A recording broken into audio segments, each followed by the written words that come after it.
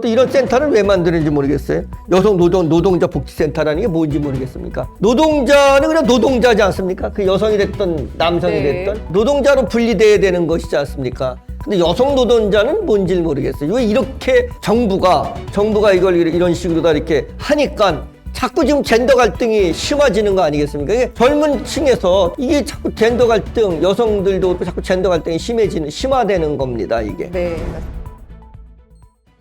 김정현 기자입니다. 서울매일 3명입니다. 네. 수원시의회 보건복지위원회가 25일 진행한 2025년도 여성, 가족, 보육 분야 행정사무감사에서 예산 편성 체계, 아동학대 대응 절차, 여성 노동자 지원 사업, 부모 지원 정책 등 주요 현안을 전반적으로 점검했다고 전했습니다. 의원들은 운영 과정에서 반복되는 어려움과 제도 간 불일치 지점을 짚으며 정책적 보완이 필요하다고 강조했다고 밝혔습니다. 사정희 의원은 동부 수원 육아종합지원센터의 부모교육 예산 표기 방식과 편성 구조를 질의하며 예산안에서는 도비, 시비가 50대 50 매칭임에도 제출 자료에는 두 센터 모두 도비 3,400만 원으로만 표기되어 있어 실제 재원 구성이 명확하지 않다고 지적했다고 전했습니다. 그렇습니다. 센터 측은 관행적으로 도비로 기재했지만 시비가 절반 포함돼 있다고 설명했다고 밝혔습니다. 사 의원은 자체 부모교육 예산까지 포함하면 전체 규모가 약 3,600만 원에 이른다며 기간별 편성 구조 비교 필요성을 언급했다고 전했습니다. 아동학대 대응체계도 주요 질의 대상이었습니다. 정영모 의원은 최근 신고된 아동학대 사건 중 일부가 수사기관 조사로 이어진 점을 지적하며 수사기관 개입은 사건의 중대성을 의미한다며 시가 더욱 세심하게 관리해야 한다고 말했다고 전했습니다. 이에 서근숙 가족정책과장은 종결된 사건은 정리했고 진행 중 사건도 엄중하게 관리하고 있다며 아동학대 예방은 아무리 강조해도 지나치지 않다고 답했다고 밝혔습니다. 여성 노동자 복지센터의 인력 대비 사업량 문제도 논의됐다고 전했습니다. 김수진 의원은 센터장 포함 3명이 20여 개 프로그램과 700여 건의 상담을 수행하고 있어 과부하 우려가 있다고 지적했으며 센터 측은 상담 방식이 전화, 내방, 방문, 온라인 등으로 다양한 건수가 많아 보일 수 있다고 설명했다고 밝혔습니다. 인건비 잔액 발생 이유에 대해서는 직원의 육아기, 단축 근무로 잔액이 남아 반납할 예정이라고 답했다고 전했습니다. 예, 그렇습니다. 이게 보면 말이에요. 보건복지위원회가 이제 했는데 여기서 우리가 질의하는데 보면 여성, 가족, 보육 이게 가족과 보육은 있을 수 있다고 생각을 하지만 여성은 뭔지 모르겠습니까? 저는 뭔 걸 하는 건지는 모르겠어요. 여성이 맨날 이렇게 들어가는지 여성이 들어가면 남성도 들어가야 되고 청소년도 들어가야 되는 거 아니겠습니까? 청소년도 들어가면 노인도 들어가야 되는 거고. 맞습니다.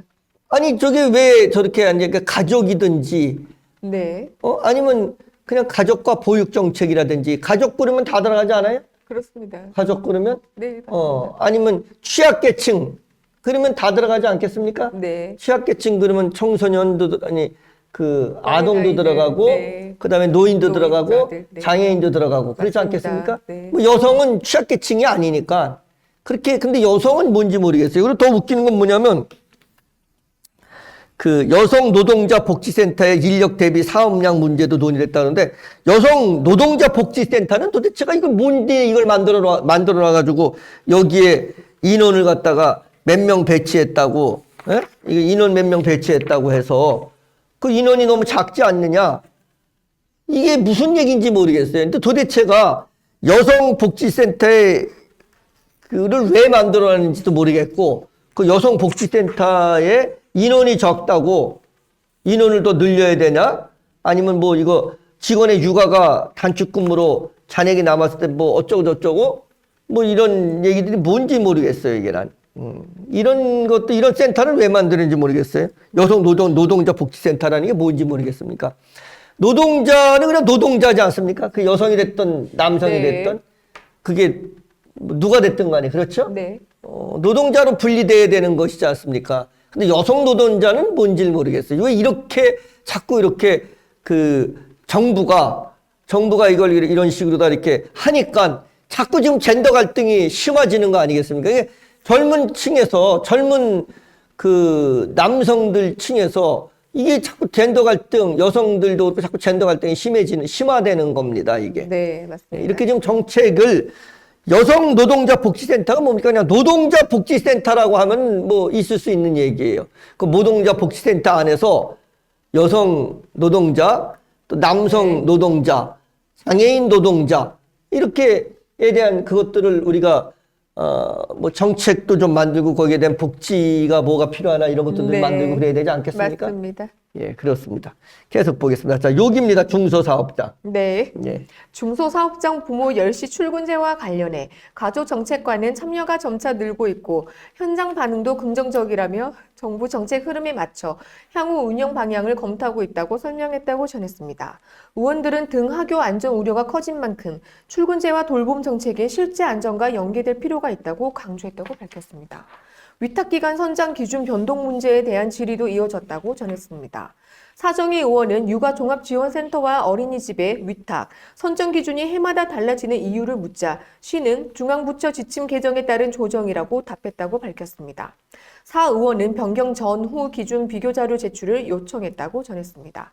참고인으로 참석한 어린이집 연합회와 협의회는 민간, 가정 어린이집의 어려운 운영 여건을 설명하며 국공립은 인건비, 개보수비 지원이 가능하지만 민간은 보육료 안에서 운영을 감당해야 해 부담이 크다고 말하며 유형과 관계없이 보육의 질이 달라지지 않도록 지원 체계 검토를 요청했다고 전했습니다. 또한 CCTV 운영 부담을 언급하며 제도 운영에 세심한 접근도 필요하다고 강조했다고 밝혔습니다. 이희승 위원장은 신축 공동주택의 어린이집 개원 시기 문제를 언급하며 500세대 이상 공동주택은 어린이집 설치가 의무지만 입주 시기와 개원이 어긋나면 주민 불편이 발생한다 말하며 공공성 강화 필요성을 강조했다고 전했습니다. 이어 보육교직원 처우 개선을 위한 워크숍 지원을 검토하겠다고 밝혔으며 폐원율, 면직률 등 구조적 현안은 정례 간담회에서 지속 논의할 것이라고 설명했습니다.